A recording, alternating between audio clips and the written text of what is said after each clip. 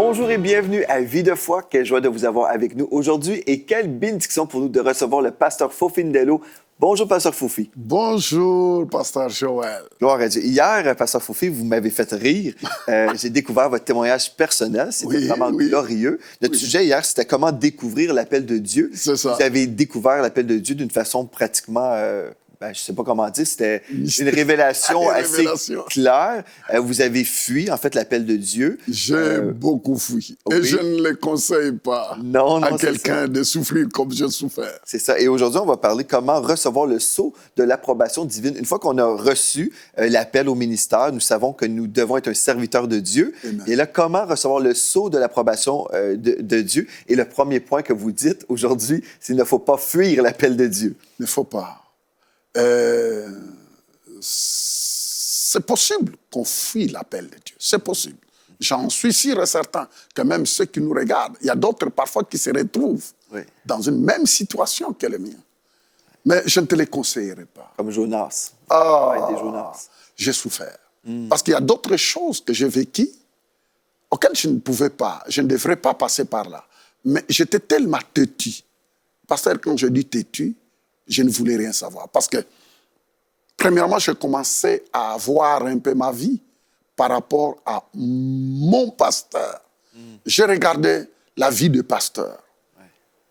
Et puis, je vais vous expliquer un peu en bref. Un jour, il y avait un jeune pasteur qui était là et qui nous donnait un cours comme ça.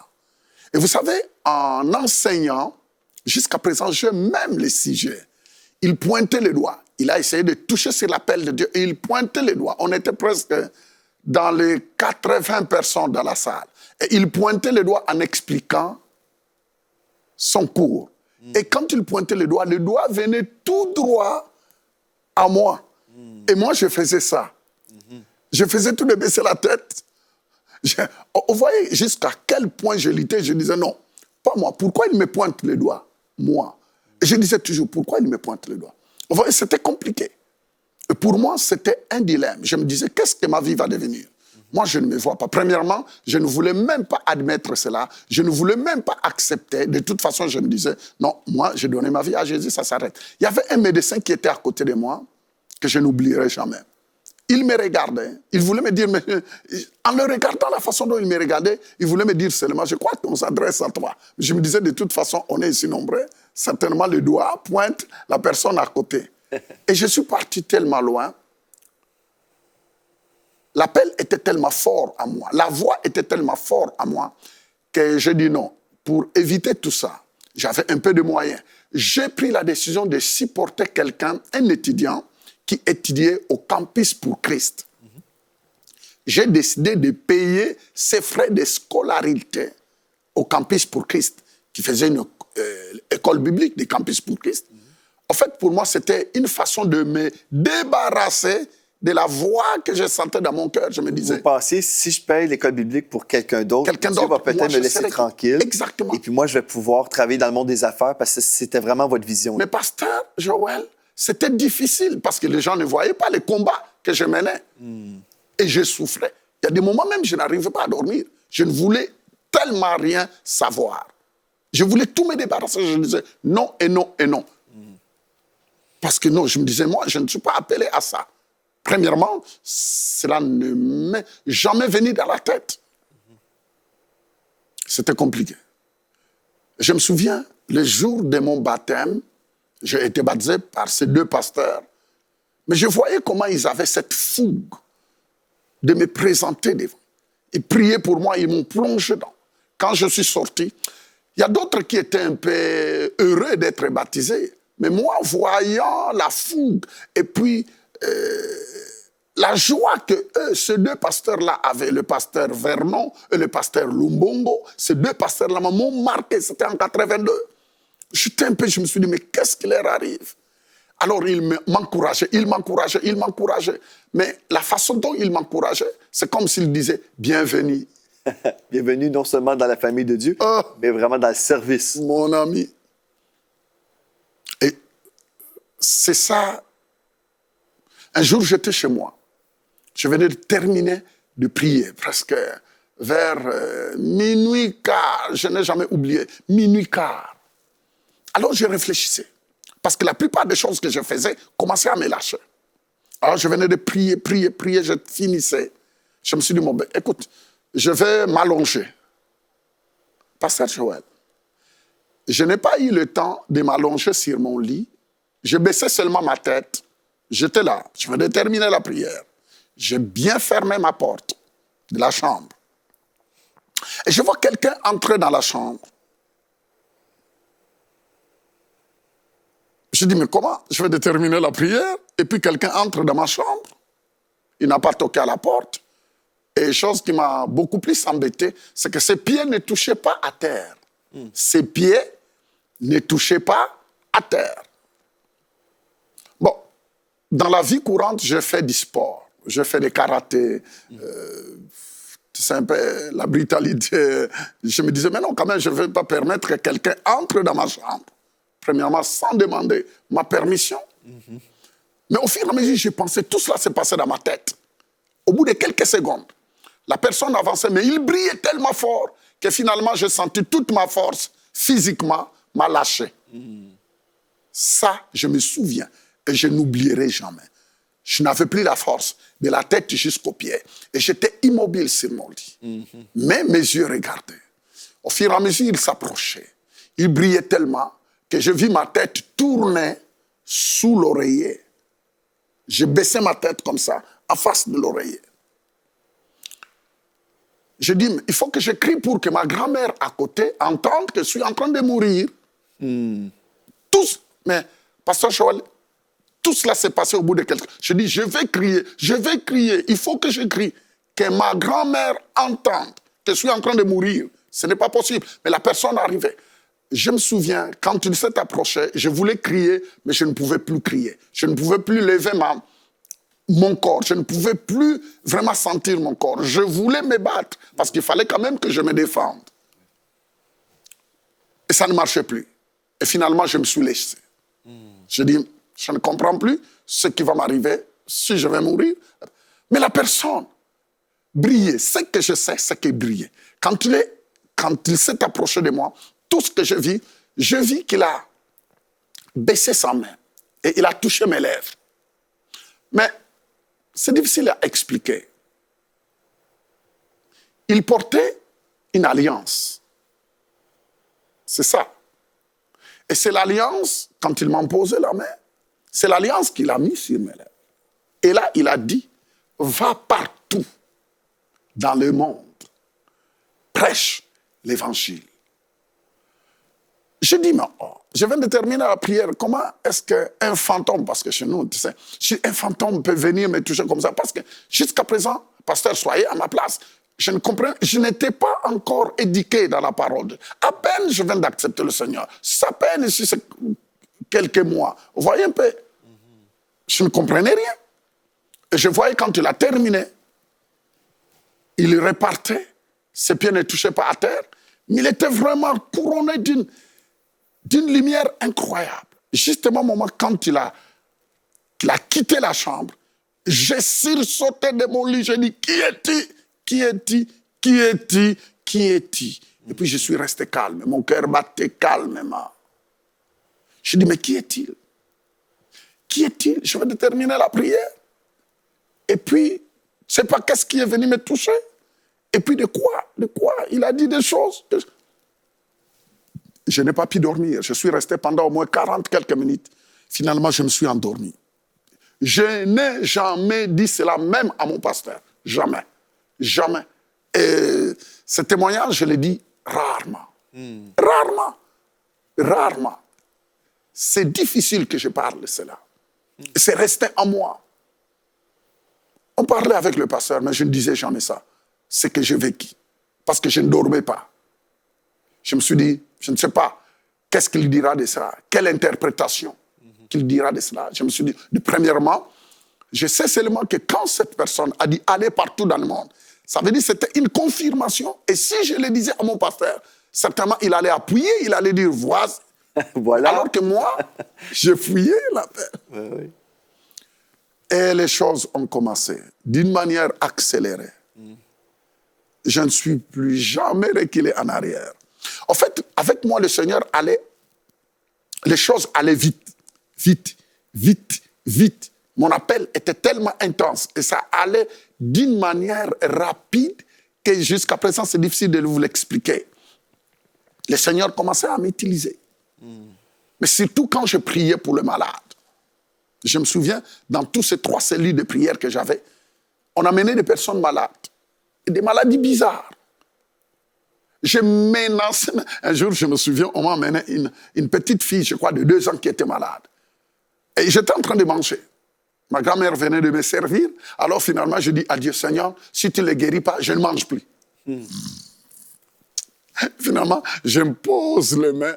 Vous savez, je venais de commencer, tout ce qui me venait, c'est ça que je disais. Je me pose la main, sur place, la fille est guérie. Et son père, qui ne croyait pas, qui menaçait sa femme de ne pas venir à ses lits de prière. Vous savez ce qu'il m'a dit? Monsieur, il me semble que votre Jésus-là est vrai. Et puis il est parti. Et c'est comme ça que j'ai commencé à voir des choses étranges, se manifester. Et puis, à un certain moment, mes affaires ne fonctionnaient plus. Et j'étais sans revenu. J'étais là. Et ma tante me regardait et disait, mais Fofi, il y a quelque chose en toi. Il y a quelque chose en toi. Parce que tout ce qu'il me voyait faire au passé, dans le passé, il ne me voyait plus dans ça. Il m'a dit, il y a quelque chose. Explique-moi. Je dis, mamie, je ne peux pas t'expliquer, c'est difficile. Mamie Germaine, je disais, je ne peux pas t'expliquer, c'est compliqué. Elle dit, mais dis-moi, qu'est-ce que tu sens? Qu'est-ce que tu as? Parce qu'on peut voir qu'il y a quelque chose en toi, mais nous, on ne sait pas. Qu'est-ce qui se passe? Nous venons d'apprendre que maintenant, tout le temps, tu vas à l'église. Bon, ça, c'était la zone de Kinshasa, les assemblées de Dieu de Kinshasa, parce que moi, je vivais en Giringiri, un des quartiers de notre pays. Alors, j'allais parfois à pied. Mais ma tante m'a dit, mais il y a quelque chose, explique-nous quoi. Je ne pouvais pas leur expliquer parce que, de toute façon, c'était difficile. Je ne pouvais pas leur expliquer sur l'appel de Dieu parce que même moi-même, je ne comprenais pas c'est quoi ça, l'appel de Dieu. Alors, c'est parti comme ça. Jusqu'au moment où je commençais à voir que c'était réellement, je crois que c'était Dieu qui m'appelait. Après tout ça, là, vous commencez à y croire. Je commençais maintenant, étape par étape, à croire. Et il y a une seule chose que je peux dire. La conviction qui était venue dans mon cœur, personne ne pouvait plus l'enlever. Ouais. Parce que ce n'était pas quelqu'un qui m'a dit « Dieu t'appelle » à les servir. Ou bien ce n'était pas par prophétie quelque part, Dieu t'appelle, mais c'était quelque chose que j'ai vécu personnellement. Oui. Avec cette visitation-là du Seigneur. Ça vous a pris combien de temps avant d'en parler, de votre visitation? Même juste à ce jour? Je n'en parlais pas, parce que je n'en parlais pas. C'est rare. C'est rare. Quand j'en parle, c'est rare. Même dans mes croisades, je me souviens, j'en ai déjà parlé en Inde. J'en ai déjà parlé parfois dans d'autres pays. Je crois qu'à Nicaragua. Mais quand je disais cela, l'atmosphère changeait complètement. Complètement. Ouais. Complètement. Et je voyais des choses. C'est ça qui même quand le diable te dit, mais est-ce que vraiment c'est Dieu qui t'appelait? Quand je pense à ça, je dis, non, tu es en retard. C'est difficile. Mais sinon, j'en parle rarement. C'est la visitation que le Seigneur m'a fait. Nous sommes privilégiés. Merci, Pasteur Fofi, de nous partager votre histoire. Merci. C'est super. Quand vous avez une telle visitation, c'est difficile de l'oublier, comme vous dites, et c'est aussi impossible de nier votre appel. Le diable revient parfois, comme vous dites, il veut nous décourager parfois. Moi, je l'ai vécu aussi. Je sais que quand Dieu m'avait appelé au ministère, moi, ça m'a pris du temps aussi. J'ai lutté comme vous. Moi, c'est pas parce que je voulais être dans le monde des affaires, c'est juste parce que j'étais insécure, j'étais confus, j'étais pas sûr. Et certains, je l'avais dans le cœur, j'avais l'appel dans le cœur, mais dans ma tête, là, j'avais un combat. Comment est-ce que je vais faire pour vivre? Et puis, comme vous aviez peur d'être dans le manque, vous vouliez être dans le monde des affaires. Moi, je voulais être un professeur, tout simplement. Je pensais d'être un professeur d'école parce que j'aime l'enseignement, mais au final, quand j'ai douté, je parlais au téléphone avec mon épouse Mathilde un samedi soir.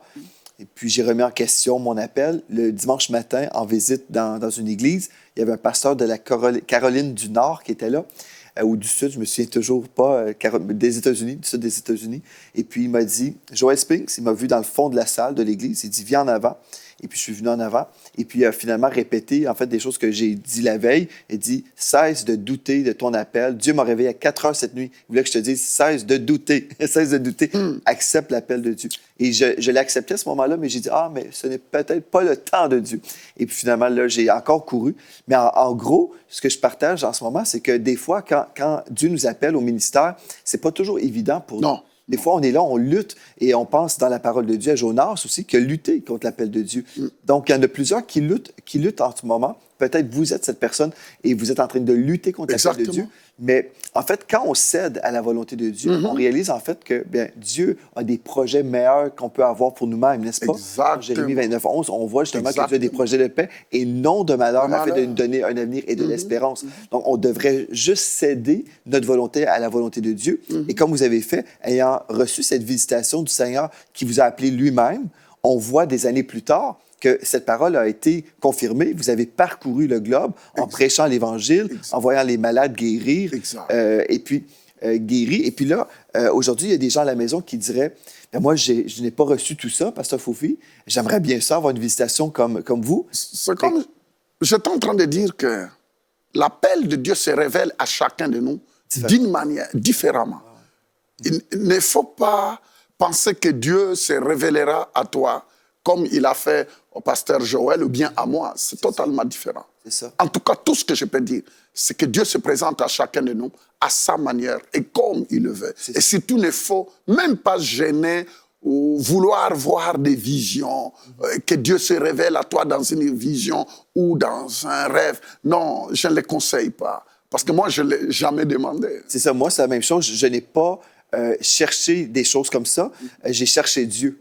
Et comme vous aussi, quand vous avez eu votre visitation, vous étiez en prière dans votre lit, vous avez prié, et ensuite, le Seigneur est venu. Donc, on ne recherche pas des visitations, on recherche Dieu, et Dieu se manifeste comme il veut. Effectivement. Et gloire à Dieu pour ça. Aujourd'hui, si on a des personnes à la maison, Pasteur Fofi, qui disent, moi, je sais que Dieu m'appelle et je veux répondre à l'appel de Dieu, et vous êtes là aujourd'hui, peut-être vous dites, je vais dire oui à Jésus, je dis oui à l'appel de Dieu. Mais maintenant, comment recevoir le sceau de l'approbation divine? Comment savoir que Dieu nous approuve dans notre ministère? Est-ce qu'il y a quelque chose qu'on doit faire? Ou pour vous, qu'est-ce que vous pourriez dire aux personnes à la maison qui disent « Je veux savoir que je fais exactement ce que Dieu m'appelle à faire ». Premièrement, il y a quelque chose, une conviction au fin fond de toi. Parce que le Seigneur ne met jamais les gens dans la confusion. C'est ça. Ça, il faut le savoir. Dieu ne te mettra jamais dans la confusion. C'est que celui qui t'appelle, il finira par tout faire, de mettre une paix dans ton cœur. Une paix que tu ne pourras jamais expliquer. Et parfois, vous savez, parfois c'est difficile à expliquer. Mais laisse le temps. Tout ce que je peux dire, laisse le temps. Développe ta relation avec lui. À un certain moment, étape par étape, tu vas commencer à être conscient que non, tu es sur le bon chemin et que c'est Dieu qui t'appelle. Ouais. Tout ce que je peux dire, laisse le temps. Laisse le temps manifester, laisse le temps confirmer. C'est ça. Parce que souvent, il y a beaucoup d'erreurs qui arrivent, Pasteur Joël. C'est que parfois, actuellement, comme je le disais, à l'époque, ce n'était pas comme aujourd'hui. Aujourd'hui, il y a tellement de personnes qui sont prêtes à confirmer des appels de gens, ainsi de suite. Beaucoup de personnes se sont précipitées et ils se sont retrouvés dans des situations dramatiques. Moi, j'ai rencontré des personnes qui ont abandonné même l'appel parce qu'on les avait précipités. C'est vrai qu'ils avaient l'appel, mais parfois, ils ont croisé des personnes qui ont profité de cela pour leur pousser. Mais dans l'erreur. Mais c'était des avortements. C'est ça. Moi, je peux appeler un avortement de l'appel. Parce qu'ils sont partis parfois, non pas autant C'est ça. Le temps de Dieu, c'est tellement important. Ça, c'est une chose aussi que je répète souvent, parce qu'on peut savoir, OK, Dieu nous appelle à faire une chose, mais là aussi, il faut savoir le temps de Dieu. Et quand c'est le temps de Dieu, c'est Dieu qui nous relâche dans notre saison. Et c'est là, justement, c'est tellement important, parce que si on devance le temps, on peut prendre des détours. Très important. Et je pense, par exemple, quand Dieu m'a parlé concernant l'implantation de l'Église La Victoire, j'avais reçu cette parole, j'en ai parlé avec mon pasteur à l'époque, et puis il m'a dit, oui, je crois que c'est de Dieu, je crois que Dieu t'appelle à faire ça, mais je suis incertain du temps. Je pense que, en fait, tu devrais attendre, mais si tu veux vraiment y aller, on va te bénir, tu vas pouvoir commencer des réunions de prière, tout ça. Et j'ai dit à l'époque à mon pasteur, j'ai dit non, moi je préfère attendre. Si tu ne ressens pas que c'est le temps de Dieu, je préfère attendre. Donc mon pasteur a été une personne qui m'a protégé, en fait. Oui, Et puis là, ce qui s'est produit, c'est que Dieu avait en tête une autre chose pour moi, où j'ai été formé pendant 5 ans dans le monde de la télévision chrétienne anglophone, et je suis revenu ensuite, et là, j'ai démarré l'Église. Mais le temps de Dieu est tellement important. Très important. Amen. Je pense une des choses pour recevoir le sceau de l'approbation de Dieu dans notre vie, en fait, c'est d'être totalement abandonné. C'est ça, être totalement abandonné. Et on dit, Seigneur, je vais faire ce que tu veux, quand tu veux, selon ta direction, pas la mienne. Vraiment, c'est un secret. C'est de s'abandonner. C'est ça. Je reviens dans ce que je suis en train de dire, que la période auquel nous vivons n'est plus comme à l'époque où nous, je peux dire, où Dieu nous appelait. Actuellement, il y a tellement de risques. Il y a tellement de risques parce que il y a, Pasteur Joël, ça, en voyageant partout dans le monde, je vois des jeunes, parce qu'il y a des moments, parfois, je donne des cours dans les instituts bibliques, dans ce pays-là. Je me souviens, j'étais en train d'enseigner à l'école Monte Esperancia, au Portugal, à Lisbonne, une des grandes écoles bibliques, et les étudiants venaient du Japon, de partout. Et il y avait un couple japonais qui sont venus de Kobe, au Japon, qui étaient là dans la salle. En fait, ils étaient là parce qu'on m'a demandé de donner cours avant la croisade. Ils m'ont demandé de donner cours en 3e, aux finalistes. Et il y avait un couple japonais qui était là.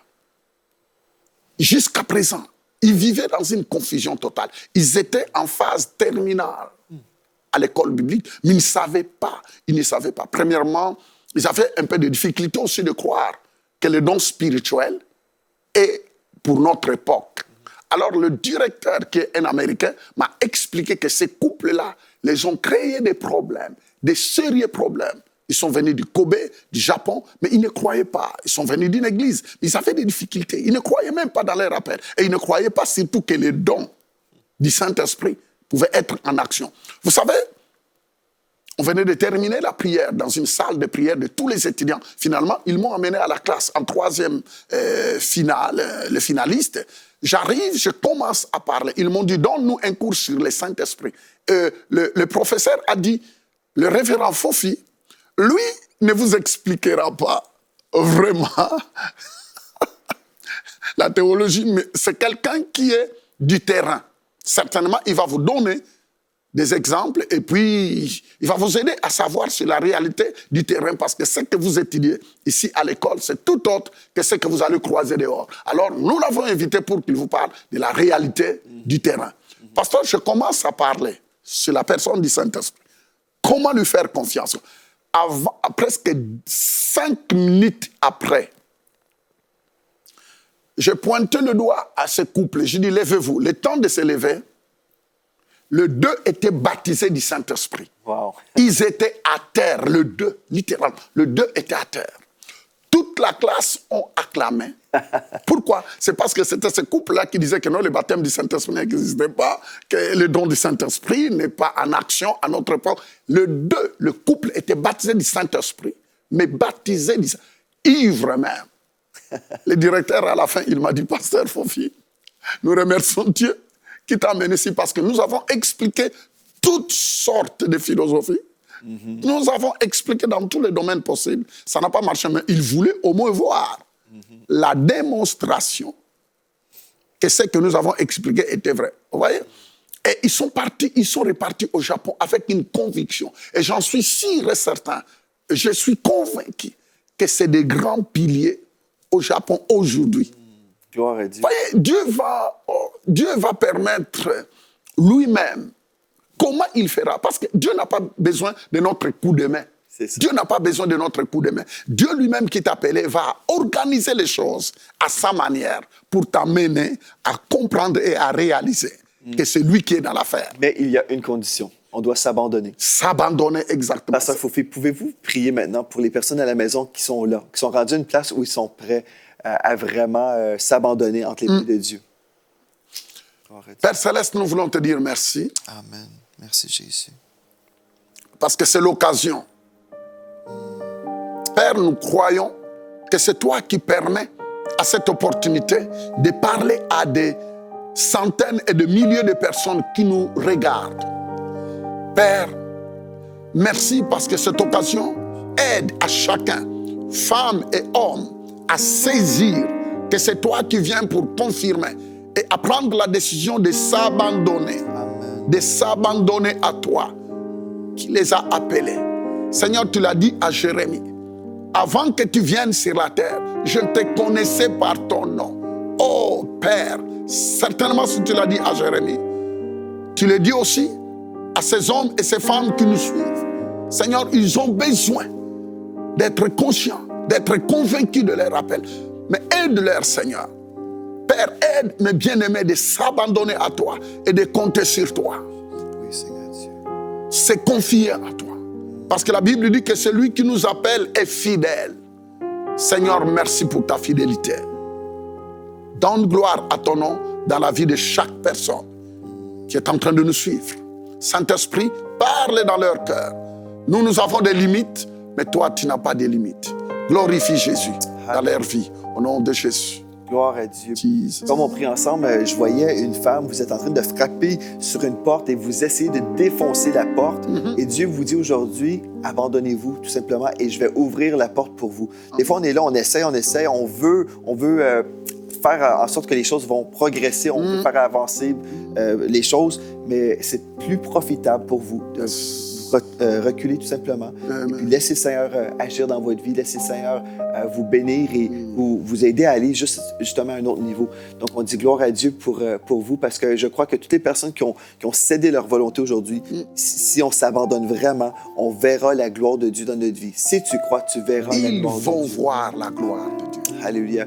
Bien, merci, Pasteur Fofi, d'avoir été à l'émission aujourd'hui. On va poursuivre demain en parlant encore des serviteurs de Dieu qui sont dans le service du Roi des Rois, Jésus. Merci. Amen. Et puis, on veut vous remercier également d'avoir été là avec nous aujourd'hui. On poursuit demain dans cette discussion qui est fort encourageante et bénissante.